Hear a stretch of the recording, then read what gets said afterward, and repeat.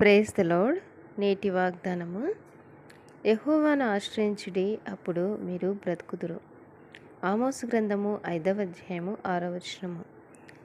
మనుషులను నమ్ముకొనుట కంటే యెహోవాను ఆశ్రయించుట మేలు. రాజులను నమ్ముకొనుట కంటే యెహోవాను ఆశ్రయించుట మేలు. ఎందుకంటే తన్ను ఆశ్రయించే వారందరి ఎడల యెహోవా దయాళుడు.